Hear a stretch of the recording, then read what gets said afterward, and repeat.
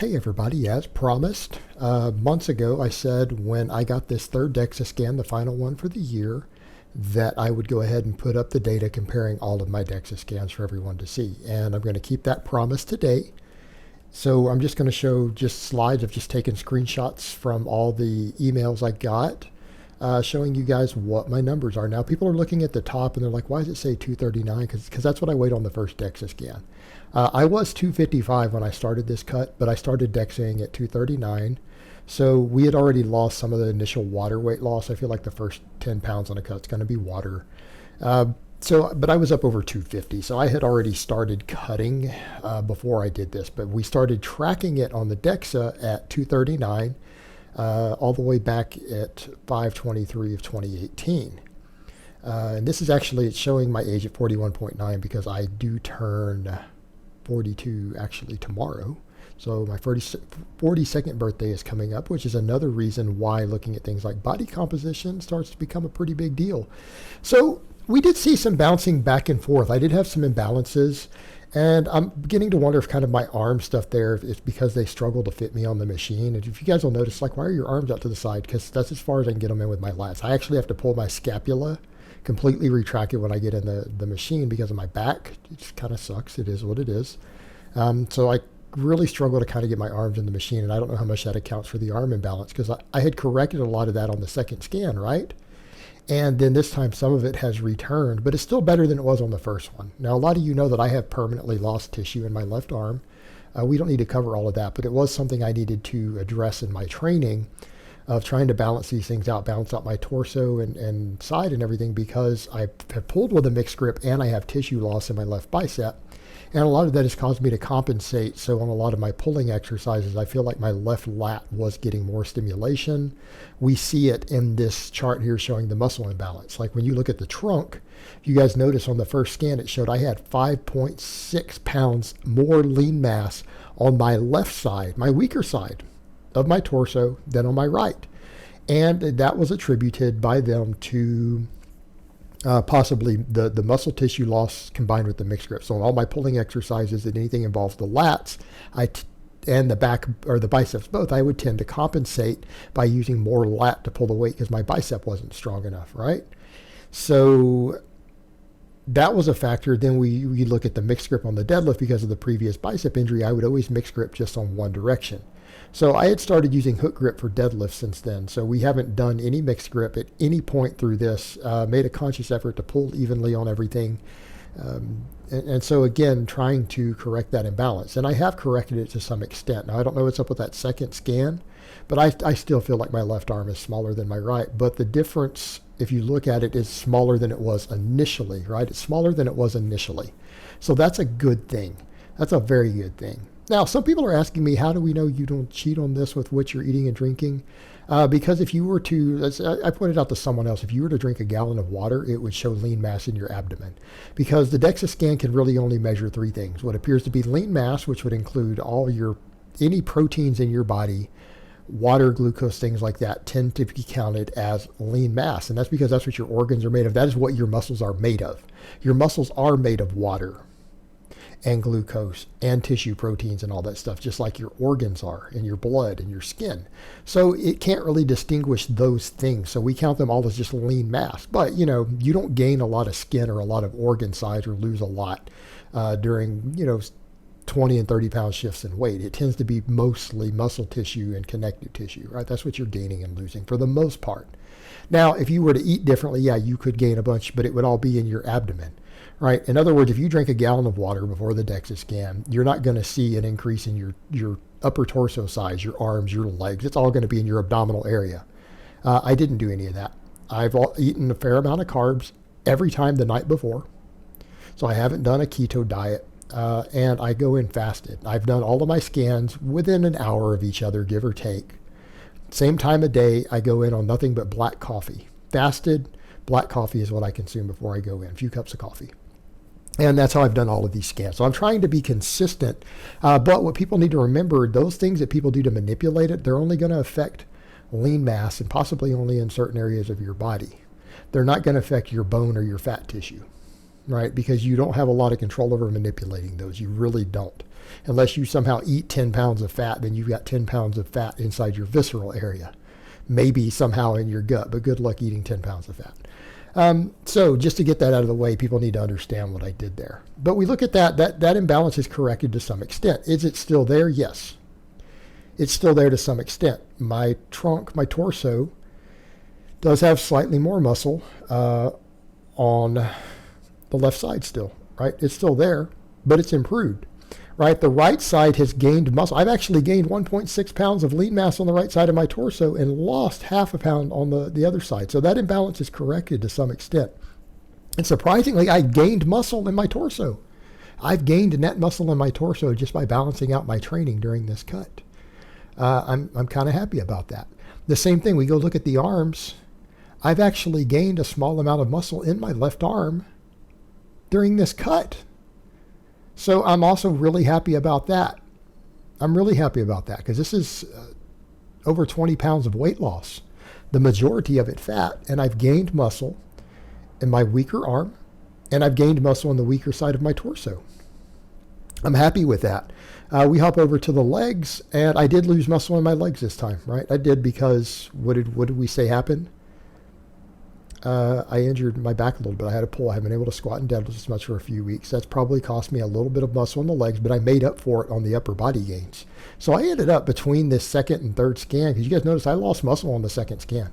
I was really unhappy with that. That's one reason I didn't publish the results. I'm like, let me see if I can do better, and if I can beat that, and even if I don't beat it, we'll put it all up there for people to see. But you guys saw that I changed my training, didn't I? I adjusted my training, my cardio, everything after how badly the second scan went. It went a hell of a lot better this time, didn't it? We actually show, when you start, we'll see it all in a minute, the totals. I ended up with about the same amount of lean mass. It was something like an ounce difference, but lost 15 pounds of fat. I'm really happy about that. I'm really, really, really happy about that. So if you guys can see, there's the imbalances. You notice, though, I gained a shift in my balance on my left versus right leg, right? Now, my left leg has slightly more mass than my right. That makes sense because I was compensating. That's how I ended up hurting my lower back. I had a minor infection in my right foot, and I wasn't putting as much weight on it, and I compensated. That ended up causing me to strain my back, but notice the difference it made in the legs. It shifted my imbalance in my legs to where my normally weaker leg actually has slightly more muscle now. So hopefully we'll balance that back out as we get into a more balanced training cycle. So that's an interesting thing. So let's hop over to the next part here. Total shifts in body composition. You guys can see the general trend up there. You can see the shift in body fat percentage in different parts of the body, right? Different parts of the body. So we can see all of that happening. And we hop over to the next slide, and we see again, all the breakdown of the shifts in body fat percentage in the different parts of the body. And you guys can see, obviously, that the fat loss is way, way more dramatic during this second thing, because I only lost 10 pounds, and some of it was muscle on the first one. But this second one, 15 pounds lost between Dexa scans, pretty much all of it muscle tissue. All of it muscle tissue. So you're seeing some pretty big shifts. And if you guys notice, the majority of it was in the android area. That's basically around your waistline, hips, all that. And when we get over to the other stuff, you guys will see the actual scans. You'll see the difference is enormous. Absolutely enormous. Like when you see that difference, that's my actual scans. The red areas being fat, the blue areas being lean tissue. I mean, just look how much fat has just come off of my waist and hips and everything. It's a lot. That's a lot. I mean, we're talking about over 20 pounds of fat, and the biggest chunk of it coming from that area. I mean, my waist size has gone down several sizes at this point. And again, people have definitely noticed in my training footage of me on camera, yeah, that's all slimmed down considerably. Then you can see the changes down below of the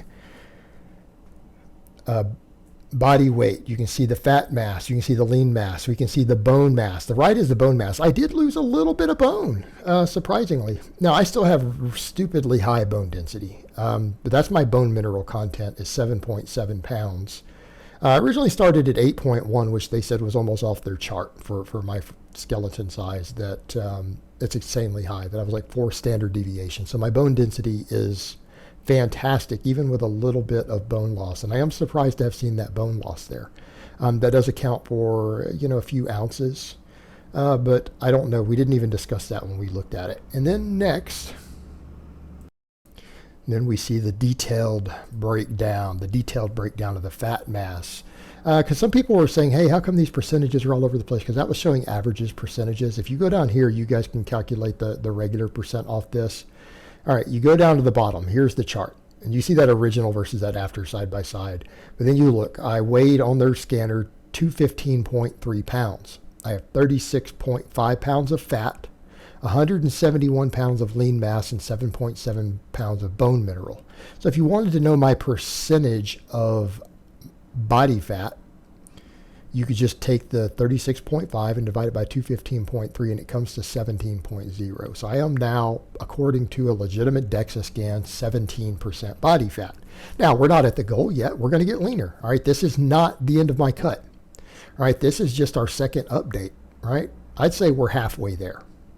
I think we're going to need, I'm predicting 2 more Dexa scans before we really reach probably the most ideal body fat for me and my goals, right? I think that's fair. So we probably need another 6 months. So we probably need a 4th and a 5th scan, I think, to really make this work. And if people want to know what's your total fat-free mass, well, that would be the lean mass plus the bone mass, which would be something in the range of about almost 179 pounds of fat-free mass. So in other words, if I were to suck every ounce of fat off my body magically, all of it, including the stuff around my organs, I would weigh like 179 pounds. So when people say things like, oh, you should cut to whatever weight, well, if you're wanting me to cut to that, I'm going to need to lose a lot of muscle or bone or something sometimes. When people throw out these silly numbers. In the next slide, we can see the changes over time. We've got the composition, we've got the total mass, we've got the fat, we've got the lean. We can see that over the course of this, starting again, just over 6 months ago, I had 56.7 pounds of fat. I'm down to 36.5. So that is just over 20 pounds of body fat loss. I had 174.1 pounds of lean mass. I'm down to 171. So we've lost a total of 3.1 pounds of total lean mass. That includes any muscle, connective tissue, muscle glycogen, all of that stuff. So that's pretty good. In fact, I'm really, really happy with that number because what we're shooting for ideally is to try to lose no more than 20% lean mass when cutting. But all of that I lost was in that first chunk. It was in the first half of this. I didn't really lose any significant amount. In fact, she said the 0.2 pounds was within the margin of error on the machine for totals on the body. So it may not even have happened. That's small enough of a difference that we're not worried about it. So I'm pretty happy with that overall. I mean, again, if I could lose the same amount of weight again that I lost, and if I only lost 3 pounds of lean mass, while losing another 24 pounds, I would be like 190 and peeled, right? I mean, I'd be 191 pounds and be almost bodybuilder contest lean at that point. So, I mean, if we could replicate these same results again, and I don't know that I want to go quite that light, I definitely want to go under 200. Definitely going to go down under 200 pounds. I don't know about that sort of body fat, but again, that would be another 20 pounds of fat loss. We'd be getting down in like the 7 or 8% body fat range if we replicated this exact same weight, fat, and lean tissue loss again. So that might be a little bit extreme. I don't know if I want to go that far, but we'll assess it. Let's go ahead and get down to 200 pounds. Let's try to get to about 12% body fat, and then we'll assess goals again from there. I think that's pretty reasonable, right? And I think I want to set that as a goal. Let's shoot for 12 to 13% on the next Dexa scan. And I think that's totally reachable while retaining muscle mass maximally, right? I want to retain as much muscle as possible, preferably all of it, and get down to 12 to 13% for the next scan. And I think that's doable. Then we have the last slide. And this is really the one that we want to look at for health markers, because this gives us a breakdown of stuff like the android, the gynoid, and the visceral fat. What we are shooting for, and it's what the dietitian there said, is that that A to G ratio, we want to keep it under something like 0.95. Now I'm at 0.84 right now, right? So that's where we're at now. When we're looking at things like health, we want to be there. That's our health zone. I wasn't quite there on the first two. I'm there now. We go down to visceral fat. Visceral adipose tissue is the stuff that kills you. This is what we're concerned about with bodybuilders who abuse drugs who are still lean. This is what we're concerned about that leads to metabolic syndrome. This is what we're concerned about as far as affecting your blood pressure, heart disease, diabetes. This is your killer. This is your killer. Now, ideally, you want to have as little as possible. Anything over about 4 pounds of this, and you are in possible trouble. Your health is at serious risk. It's at serious risk. Ideally, you want to be under a pound. That's your ideal health range, is to have less than 1 pound of this stuff on your body. This is the fat around your organs. I had so much fat loss while retaining muscle because I kept my diet on point enough, kept my training on point. And this last one that I lost over half of the visceral fat that I had. Right, I was actually reasonably healthy at 0.1. They actually were happy with that last one. Like, this is a good spot to be. I mean, ideally you want it lower than that, but it's a good place to be. It's not bad. I got it down to 0.39. I have less than half a pound of visceral fat. This is, for me, as a 40-something-year-old man. I don't care whether you lift or not. I don't care whether you're in shape or not. This number is important to your health. This will tell you a hell of a lot about your health risk, your health markers, right? This is as important as your blood work right here, because this tells you things about your insulin sensitivity. This tells you what's going on with that. I mean, the insulin sensitivity will tell you about your diabetes, your cancer risk, right? This is how much fat you're storing around your organs. You want this low. I've got mine down to the ideal health range. I finally got it into the ideal health range. Now, how much weight did I have to lose to do that? I had to drop 40 total pounds of body weight to get that there. 40 pounds of weight loss as already a serious lifter is what I had to lose in order to get to the ideal visceral fat range. Also, here's my argument to people who want to say, Jason, you're abusing a bunch of gear. All right? People want to say that crap. They want to say that. I want you to go look at studies on visceral fat gain and anabolic steroids. You go look at the studies done on this. Then you look at my visceral fat and you come and tell me that I'm running, 700 milligrams of testosterone or that I'm running tren. Come on. I lost over a pound of visceral fat during this time, and I'm down to less than a half a pound of visceral fat. You don't see that in anabolic steroid abusers. You don't see that. So does that prove beyond a shadow of a doubt? No.